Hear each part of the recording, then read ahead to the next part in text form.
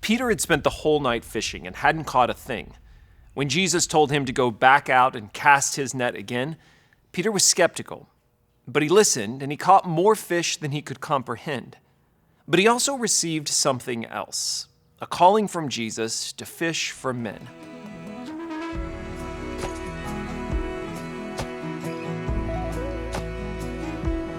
Jesus told his disciples, "As the Father has sent me, so I am sending you."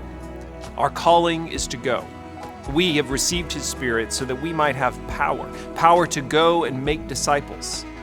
Some go to the furthest corners of the globe, some only cross the street in front of their house. Still, God's people always go. They go to work, school, grocery stores, kids' soccer games, and family reunions.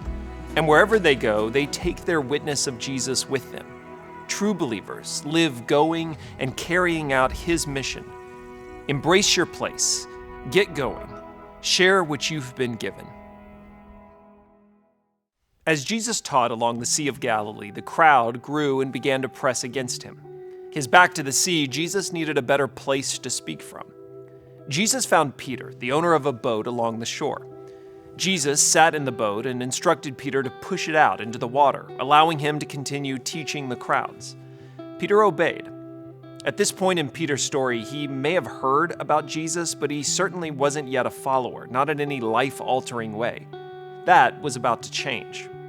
After Jesus had finished speaking, he instructed Peter to move the boat out into deeper water and throw his net in.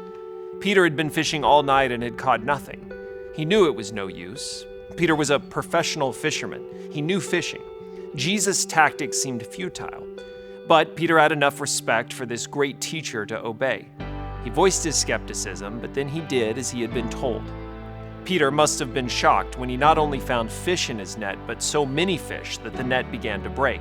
He called for help, and before long, he and his business partners had filled 2 boats. Peter realized immediately Jesus was more than just a teacher. But Jesus wasn't done.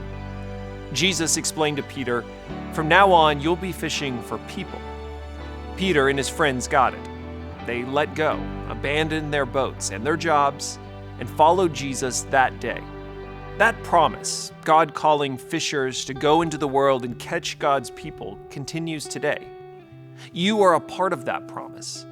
To follow Jesus is to be caught up yourself in this new way of life. You are a fisher of people, called to let go of your old life and take up this new work. The truth is, we often find ourselves reluctant to take up that calling. It's hard to walk away from your boat, hard to walk away from the life you've been living for yourself. But Jesus' message to Peter and you is not just about sacrificing your own life, although it is certainly a part of it. Peter had spent his life catching fish, but in one throw of his net, he had caught more fish than he had probably ever seen in a net before. He understood right away what Jesus was offering him. Jesus was offering him something more, something better. But Peter would have to go. Following Jesus meant walking away. But he was walking away with one who could provide all things in an even greater abundance. You don't lose anything when you choose to follow Jesus. When you choose to go, you will be given far more than you could ever find for yourself. So ask yourself, what's holding me back? What do you struggle to let go of?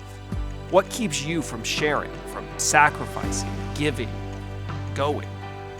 What are you worried about losing?